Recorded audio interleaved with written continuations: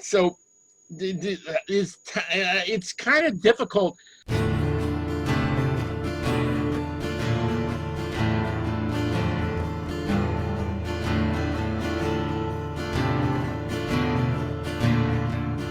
I watch old-time comedians today, and some of them just aren't even funny, but they were considered great comedians in their day. Yeah, well, comedy changes. It's like music changes, you know. The teenagers today don't think that the Beatles were all that good, but yeah, they do. They like rap. I wasn't even that big of a Beatles fan, as you might know, but they're standing a test of time.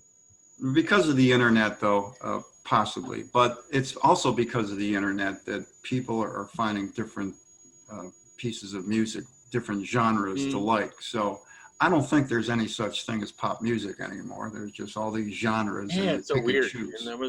But comedy has got to be like topical, doesn't it? I mean, it's got to be like something that you can sort of relate to. Yeah, well, one of the reasons why it was so hard for me to do comedy is because I was a topical comedian. I usually took what was in the news. The only problem with that is that it only has a certain time until it expires, and then you can't do that anymore. Like I could sing that Pee Wee song all I wanted. It was funny back in the day, but nobody understands it anymore. It was still about jerking off, and that's universal. So, well, but what about timing? I watched a video of Henny Youngman backstage with a bunch of guys, you know, the other comedians, and he had them rolling on the floor, and it was funny. I was laughing, and he really wasn't saying anything funny. I met Henny Youngman. He was over at the comedy club when I first started, and he was on his last leg, and he kind of lost his rhythm. He was 85 years old or something like that. I'll tell you a story about Steve Allen. You know, Steve Allen was always funny back in the day. I used to like Steve Allen. And he was, at the time, he was probably about 80 years old, and it was at this comedy festival, and he was ready to go out on stage. And I figured, well, man, he looks so old, but as soon as he gets on stage, I'm sure he'll have an exuberance and a bounce to his step, and, you know, he's going to kick their ass. And he just kept on trudging on stage like he needed a walker, sat down in front of the piano, started playing, I get no kick from champagne, oh yeah, pure alcohol. And then he started telling a few one-liners and stories of the past. Half the audience walked out, and most of them were like under 40. The over 40 crowd stayed. Oh, I would have stayed. That's it. Yeah. I used to like Steve Allen. He made me laugh out loud when I watched him on TV. I remember. The one thing he was wrong about was the Bebop Louie. Mm-hmm. You ever see that routine he does about Bebop Louie? He's reading great poetry. Oh, yeah, right. And he reads Bebop Louie. Bebop Louie. Bamboo. She's my baby. Bebop Louie. I don't mean maybe. Yeah, Steve Allen was great. He was George Carlin of his time. Yeah. That same show Phyllis Diller was on. She opened for Steve Allen, and she kicked ass. She was supposed to be on for 20 minutes, and she was just as old as Steve Allen, and she wore these high heels, really high, lap dancer high heels. And so she did about 17, 18 minutes, and I was backstage, and as she was coming off, she tripped in front of me. I caught her, you know, and she kind of looks at me. You weighed about, what, 80 pounds? Something like that. She looks at me and she said, thanks, doll. I'll never forget that. That's wow. That's the number impressive. one memory I have of all of comedy. Her, on me catching her, and she looks at me. I thought, she weighed about. She was going to give me a big kiss, you know. Yeah, she was. She had bigger hair than she like hair like me right now. She had. I think her hair weighed more than her at the time, and I think she passed on maybe a couple of years later, as did Steve Allen. They were both on their last leg, but they wanted to make a buck. That's why they came to the comedy festival. Is that what it was, or they just loved it? Well, most of it was supposed to go to charity, but the big entertainers always get their full amount. You know, everybody kind of else works for like half the amount. Even Jerry Lewis. Remember Jerry Lewis? They all make a buck off those charity events. Take my word for it. Oh, well, that's. I'm so depressed now. Yes. That's a depressing thought. Okay, well, that's what comedy's all about. The more depressing, the better off it gets. Look, Stephen Wright made a career out of being depressed. Yeah, it's good. Maybe. Well, I'm not depressed. I don't really. I don't know if you remember in high school I was depressed, but I haven't been depressed since high school. Ever since I got out of my father's house. That's why you always made me laugh. It's not a problem I have. Let's see, what psychological problems do you have? I think you got out of your depression when you beat up Jim Laurie behind Petty's Pizza. Was it behind Petty's Pizza? I think one time you beat somebody up behind. I beat up a lot of people.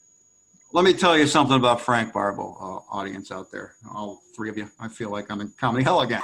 Anyway, Frank Barbo, everybody thought that he was a nerd, that he was easy pickings to pick a fight with him, and he turned out to be this kick-asser that you see with sick, right now. I had 5 brothers, and my dad, his hobby was smacking me in the head, Right. So one thing about being beaten as a child, and I know this is not a funny joke, is you learn how to roll a punch, Dad, look, nobody could land a punch because, I've been doing this my entire life. I bet you that's the truth about Muhammad Ali, too. I'll bet you. Did your father ever chase after you with a razor blade in his hand like he did the parrot?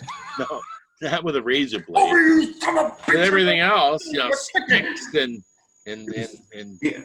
For those of you who don't know the story, Frank's dad, who was the reincarnation of Archie Bunker. As a matter of fact, I think Archie Bunker could have been based on your dad. But anyway, he was shaving. He looked like my dad. And this parakeet that Chris had, actually, I think I gave him that parakeet. Anyway, you did. The parakeet flew into the bathroom as he was shaving, and it startled Frank's dad. He said, "Son of a bitch, get out of here!" He was chasing him all over the house, chasing him upstairs, chasing him downstairs. Couldn't quite get to the parrot. He wasn't gonna kill the bird. I think he cut about 3 or 4 of his sons by accident. He was only ragging the bird so he'd stay away from him. He was training. I don't know. He got pretty damn close. No, he wasn't going to kill the bird. I know my dad. He would not have killed that bird. I think parakeet lasagna is an Italian delicacy. Floyd, that was his name, Floyd. All right, Floyd. Yeah, you know how he kicked the bucket, don't you? I better even tell you this because it was your dog ate him, right? Dog got him. It was stupid dog. He thought it was a frisbee, right? Yeah, he was old though. I mean, how long do those things live anyway? He'd been around a few years. It wasn't like he died young, but he was a great pet. Remember that macaw that you had or Ricky had? Fuck you! Fuck you! Saturday morning, I'm got 3 blocks away. You heard "fuck you." Saturday morning, I'm gonna sleep late, right? It's like 8 o'clock in the morning. I'm gonna sleep till noon, I'm thinking, right? This damn macaw kicks my door open and screams. And that thing could scream louder than any human being. Yeah, and it almost bit half my finger off one time. It really bit you? It had a sharp beak. Oh yeah, and you had to stay away. Oh, I would have smacked him. What do you think? What else can I ask you about comedy? Well, all right. I asked you about timing, but you seem, isn't that like a natural thing, kind of? Is that the secret? Is that the secret? Yeah. There's a certain rhythm to it. Just like I mean, it doesn't matter what you say, or maybe it does, or how the tone of your voice.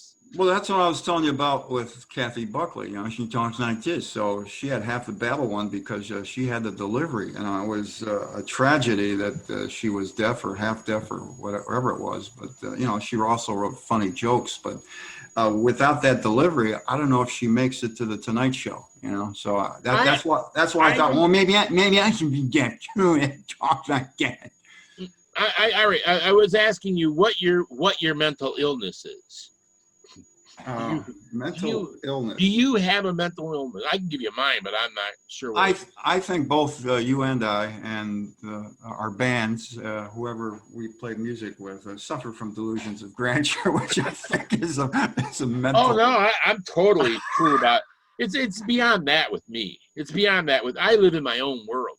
There's nobody else hardly in my world. I live in my own Walter Mitty. world. Walter Mitty. Yeah, and some people have recognized that in me. But I totally live in my own world. I mean, I'm all by myself here. And it's Frank Barbo's world. We just live in it. Yeah. No, I don't know if you're here or not. It's I'm just here. Yeah. But I have no problem being talking to anybody. Well, I have been starstruck a couple of times, but mostly. Who? I mean, you met somebody? Who have I met that I was starstruck? Bill Stiller, Steve Allen? Ralph Nader. Oh, Ralph Nader. Okay. Yeah. I met Ralph Nader. I could have sat down and talked to him, and I was like all tongue-tied. You know who we met?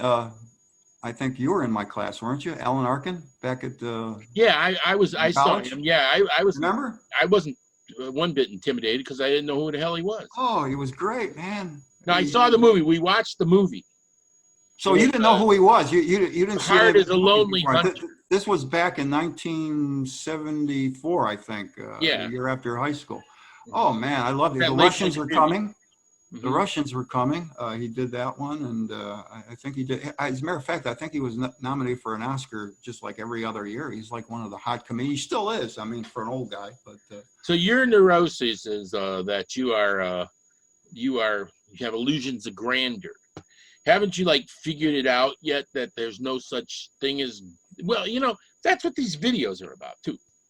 We all want to communicate, whether I do a song parody or do some comedy or I do a song. It's the same thing with your interviews, and you're scraping the bottom internet service.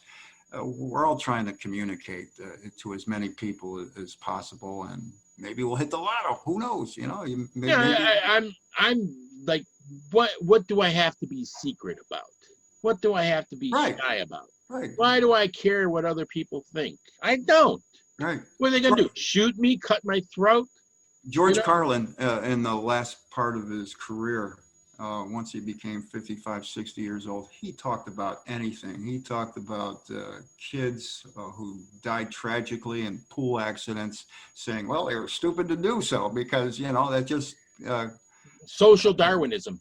Yeah, right, exactly. So that's what this COVID-19 is about, a lot of it, social Darwinism. Yeah. You hear about these guys who used to say it's phony and then they're dead, Yeah. Well, so now Carlin got away with anything that he wanted to, mainly because of reputation, but some of it is because, he was old and people say, he's just blowing off some steam. And then they made him the host of a kids show on PBS. Yeah, yeah. Which is like John Holmes, the host of a kid show on PBS or something. To this day, I'm more of a Carlinist than I am a Democrat or whatever. Yeah, I'm not. You want to talk politics? I'm kind of a Democrat. I am. I go my own way, but George Carlin was too cynical. Yeah, this is my next. I'm doing this interview that I'm doing right now in my next video that I'm supposed to do later today, but I don't believe that everything is corrupt, which I know is a very unpopular view nowadays. So many people, everybody seems to think that the world is a corrupt place, the government is corrupt, everything is corrupt, and I don't believe that. I believe, that's a self-fulfilling prophecy, if anything else. So that's not funny. I'm sorry.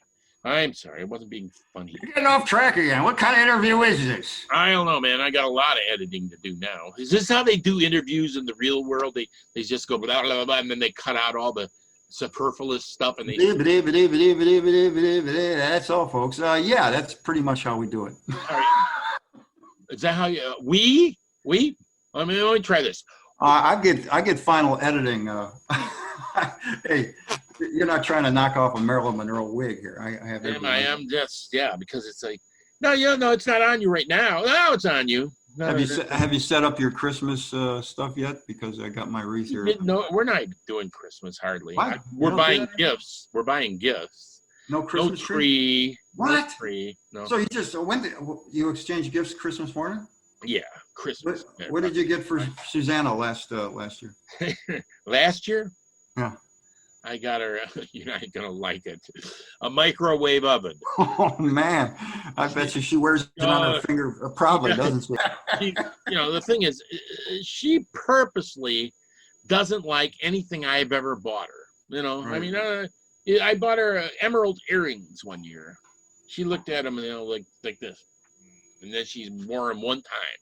So what did she do with the microwave? She just kind of opened up the present. Oh, occasionally she'll use it, but not much. I use it more. She's a vegetarian. She can't thaw out meat now, huh? Yeah. You never. Yeah. Well, she has actually moved more. She used to be almost a vegetarian all the time. Oh, okay. So she cheats but she still eats chicken and clams, Mm-hmm. And but that's maybe the only. I've never seen her eat beef or pork, So pork. So people eat pork, Let me just hear your comedy routine about pork. I avoided pork at all costs. 'Cause I used to love pork. It's cheap. I didn't want to offend the Jewish audience, so that's why I never ventured into pork jokes. You eat a bunch of pork, it's like half the price of beef. It tastes like delicious, and all of a sudden you have a heart attack. It's hilarious. That'll teach you. You should exercise more. I mean, how did you get a heart attack? Did you think your heart attack was funny at the time? No, I just was eating myself to death there, I think. Yeah. And I exercised. What, from depression? I had that job. No, I don't know, because I like to eat. I mean, eating is good. Eating everything in sight is a wonderful experience, except for one thing: you get fat. So, my belly said, and then one day, I had to go lift something really heavy. And I did, and then I had a heart attack. And then I said, no more. I guess it eventually catches up to you. I always felt like I could eat and drink as much as I want as long as I exercise, and I always exercised for the most part throughout my life. I still run 3-4 miles, if not every day, every other day, and I still pump iron, lift weights, but I am starting to get a little bit of a gut. An old man gut well, it runs in my family too. Don't forget. How's that for an excuse? oh yeah, that's true. Your dad did look 7 months pregnant. Dad, my grandfather, all my brothers, all have a gut, and it just runs in the family. It's like except for Chris, but we don't know if Chris is a full-fledged Barbo. No, he looks more like a Barbo as he gets older. Are you sure? Yeah, he does. Yeah. Okay. He looks more like my Uncle John than my dad, but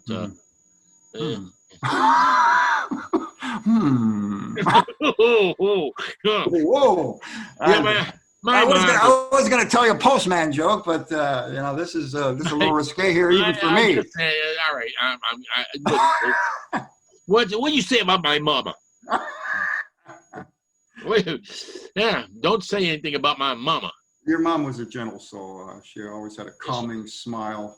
She calmed down your dad. I think your dad knew enough not to mess with your mom. My mom was a genius. Did you know that? No. She had an IQ of 167. I remember my mom's glasses just as much as I remember her, what she looked like. She had these pointy glasses all the time, Yeah, that's the way they wore them back in the day. I don't think they do that anymore. Oh, some do now. Everything old is new again. I've seen those glasses. No, let me ask you more about. I should have made up a list of funny, stupid questions, but here's my other questions about comedy, because I tried to twist your arm about the timing thing. Let's see.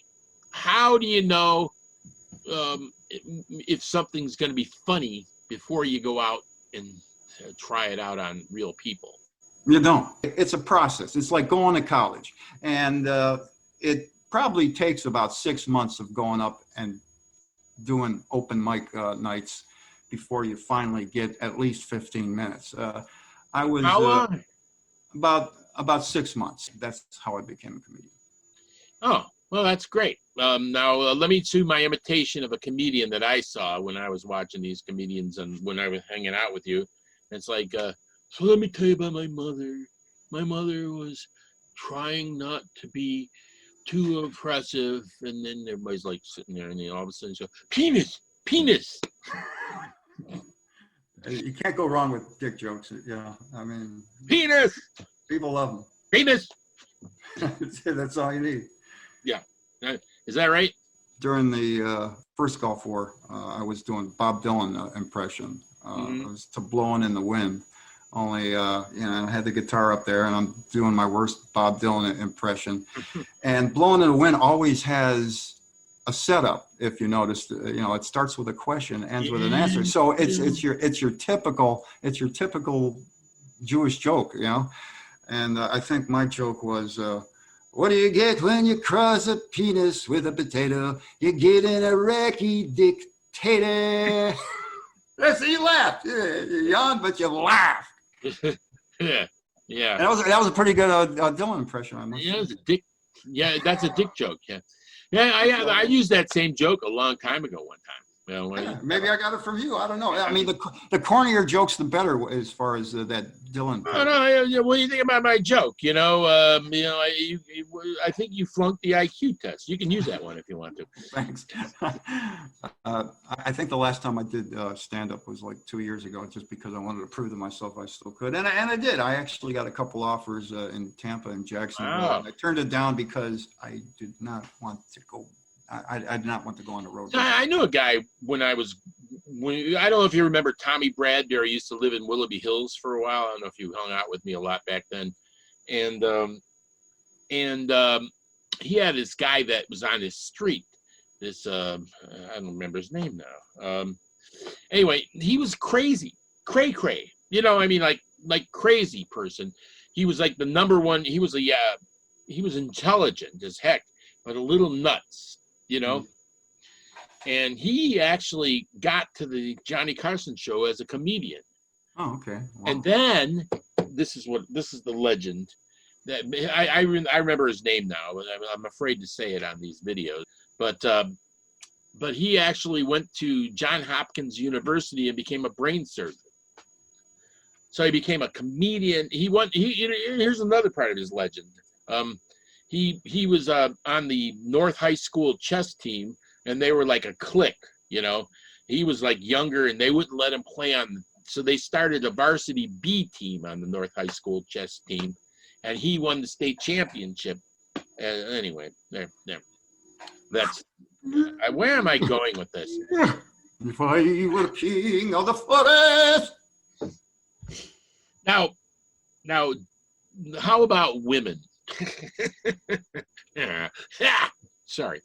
I'm gonna get work on your divorce. Which one? Were there a lot of groupies? Did you get a lot of groupies as a comedian? The girls throw themselves at you ever? Here's one thing. I talked about Tommy Chong earlier. I actually opened many times for Tommy Chong because he knew that I could deliver. And you know what I mean by that. I'm not going to spill it all over the internet. All I can say is, I'm going to Florida. I'm going to get Tommy Roz to open up for me because he always gets the best shit. All right, I get it now. It took me a while. And it was an easy $500 for me. Wow. I think the first time I opened for him, I kicked ass in front of his crowd. And he kind of had a hard time, although the audience still loved him because going to see Tommy Chong is like going to see Mount Rushmore. But the problem was that he was actually a duo with Cheech, and it's tough to convert from. So why didn't you try to go back and become the new Cheech? I actually did a couple sketches with him as Cheech, so that was kind of cool. But here's what happened after the show, because I had one of my best shows ever at that point. And we're both, the audience is filing out and they're saying, great show. And a beautiful girl comes up to us with holding a pen and paper and saying, will you sign my autograph, Tommy? I thought you were great. And she comes up to me as Tommy was going to grab the pen and paper, And she thought you were Tommy Chong. No. We were both named Tommy. So. Oh. He said Tommy. I got it. Tommy. That went over my head again. You know? Oh man, you just want it to go over your head. Everything that over my head is blonde. So. Yeah. I got nothing on top here. She said, "I think you're just gonna be the next superstar." So I signed her. Maybe it could have been. Maybe. But, the following day, he comes up to me just before we go on. I said, "Hey, you did great last night." I said, "Thanks, man. Thanks. Coming from you, that means a lot to me." He says, "One thing though," and I said, "What?" He says, "Can you give me a Michelob Light in a bottle?" Yes, sir. Yes, sir. He was putting me in my place. Actually, Tommy didn't drink, but he did do a Michelob Light in the bottle blowjob joke when he was up on stage, and that's why he had me do it. But he's also putting me in my place and said, "You're no Tommy Chong. You probably never will be," and he was right. Yeah, and Tommy Chong was, he was the straight man. He wasn't either. I guess I sort of like Tommy Chong. He's not incredible. It's tough converting to be a real stand-up when you've done the Cheech and Chong sketches, because sketch comedy and stand-up is a total different animal. Mm-hmm. So when he was trying to make it by himself, once him and Cheech expired, it was tough. I mean, he did a lot of jokes. He did a lot of Milton Berle jokes.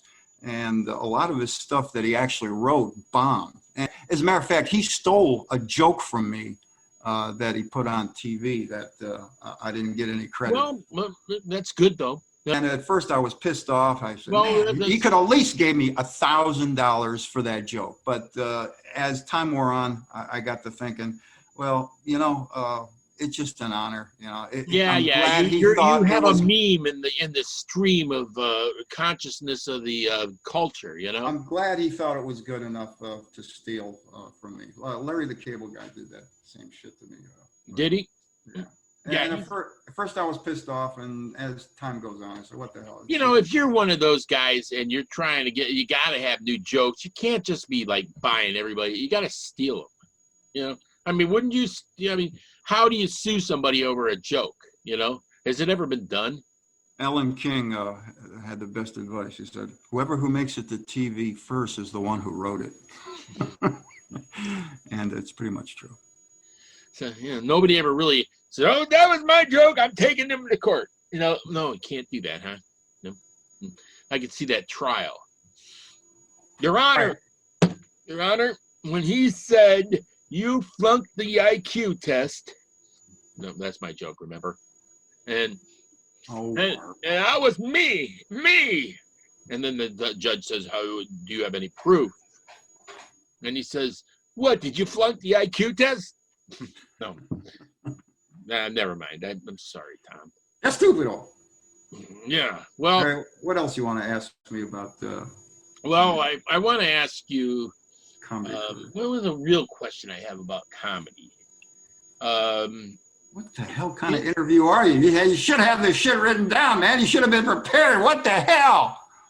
Are all comedians mean? No. They're only mean when they... Just you?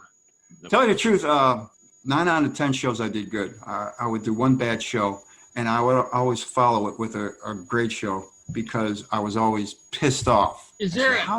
How the hell can I let this happen? I bombed in that last show. So I got so pissed that I didn't give a shit anymore, and I went and I did good. The reason why I did good is because I didn't give a shit. I got pissed off, and that's the way to work in comedy. You work pissed off. If you work pissed off and you have no fear, then you're doing good. Is there like a groove that you get in? Is it? You know what I mean? Can you make that groove, or is it all dependent upon the crowd? I mean, can't you just get into a groove? You're dancing with the audience. It all depends how much they're giving back to you. So if you feel like you can get away with just doing your own material, you do that. And if you feel like you have to talk to the audience, or if you have to insult the so it's really that interactive, kind of completely interactive. It's what it is. It sounds like a hard job, man. Like I said, every audience has its own personality, and you probably know that from doing music. No, music was. It didn't matter if there was anybody there or not. Didn't matter who was there. You know, you're going to play music, and you practice and you make it. And some days, I mean, I had some days where we were like on the spot. We had to like perform really great, and it was a giant audience. And then everything came off perfectly, and yet I felt like it wasn't. I felt too mechanical. You know, I don't know how to explain that. But. Well, that's not what Madonna says. Madonna once she had nothing but artists and industrial producers and directors there in the front row, and she said, "Get them out of there. I don't want them there because all they're going to do is sit on their hands and judge me." So she wanted fans in there. I think it's all about the audience, whether you're doing music or you're doing stand-up. Stand-up is probably more important, though, because you need the automatic feedback. You don't necessarily need that with the music, but it helps. It helps your performance. Whether you're doing music, you're singing, or you're doing comedy, it helps your performance when you're getting positive feedback. And if you're not getting the positive feedback, you have to go out and grab it. So that's for comedy. That doesn't go for music. Yeah, it goes for music too. Because a lot of times, a good number of times when you're in music, there's nobody there at all. You know, for every hour I spent on stage playing music on stage, we spent 6 or 8 hours practicing.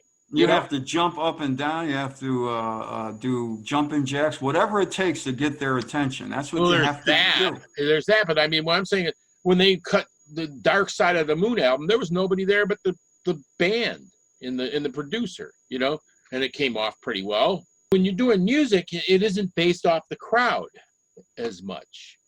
But it still is. That's what. Even at all, you know what? I'm trying to make. There's very few live albums that I like as much as studio albums. I've heard a lot of musicians say this crowd sucked, you know. Yeah, maybe so, you know, but music, you have to be ready to play music like that. Well, you can get in your own world with music. You really don't have to have the immediate response as a comedian does, but you still want a positive experience. You want them to have a good time, and you're willing to do anything to get their attention. Oh yeah, I of course I want them to have a positive experience, but if you suck, you're just going to suck. You know, you have to be practiced. You know, you have to be precise. You know, when you're doing music. I mean, more than likely, with the big time musicians like Pink Floyd, they're going to love you anyway based on reputation. Yeah. That's sometimes true. When you don't have that reputation, you do jumping jacks on stage. Yeah, well. Anyway, I'm going to close this. I want you to do your editing, and I'm maybe tired today, even. You know, I don't know. All right, I'll see you 1,000 years from now. All right. Okay. All right. Let me know. I'll talk to you, man. All right. Bye-bye.